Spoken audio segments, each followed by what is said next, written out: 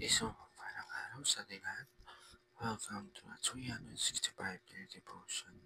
Ngayong araw ay dadako tayo sa ating panibagong topic ng ating devotion.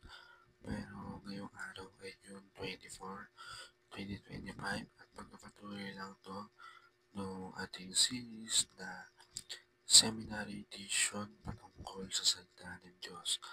Kaya ako ay hinihikayat kayo na panoorin natin to, di lang basta panoorin, pakinggan natin to dahil ito ay salita ng Diyos na makakatulong sa spiritual life natin at required dahil ang Diyos ang may utos, ang Diyos ng mga sa atin, Diyos ng creation, yung Diyos na kundi dahil sa Kanya ay wala tayo rito.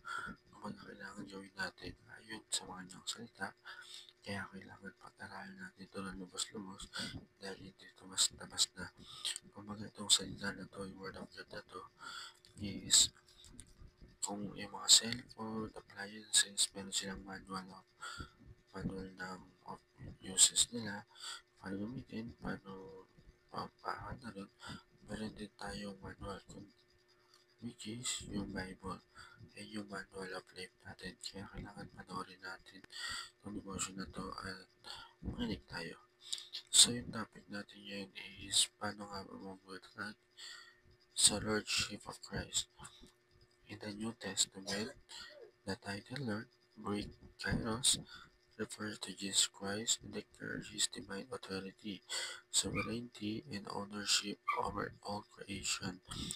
This same Greek word is used in the Old Testament, Septuagint, to translate Yahweh, the personal name of God. When we call Jesus Lord, we are not only acknowledging him as a master, but also proclaiming that he is God himself, worthy of praise, worthy of worship, obedience, and love. To confess Jesus Lord is to surrender to his rule and trust in his divine care.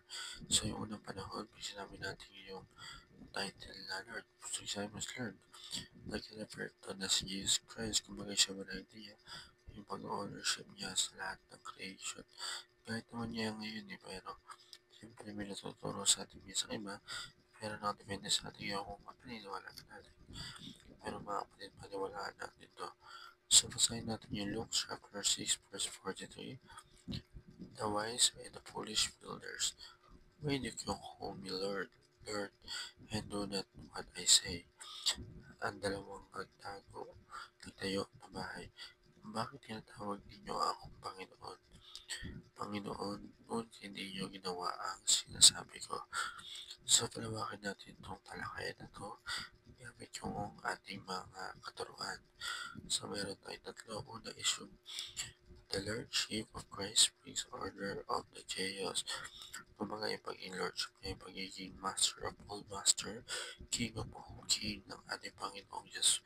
Yesu Cristo ay yung nagbibigay ng order sa atin na sundin yung salita ng Diyos, sundin lahat ng mga ginagawa ayon sa salita ng Diyos. Number 2, the Lordship of Christ lead us to true success. So, ang Diyos na pamamit yan. Never tayo papamit ng Diyos. Ililid niya tayo dun sa ating success. Kaya kailangan niya para napalataya natin sa Diyos ay bumbo. Sa last, the Lordship of Christ is our strong foundation. Siya lang ating malalampasan. Bakit niya napakatayo mga kasalanan basta sila may gagaling ka, hindi ka makasalanan. Just yun. So, alam mo ba, sa actual, o meron tayo tulad sa panonood pakinig. God bless to all.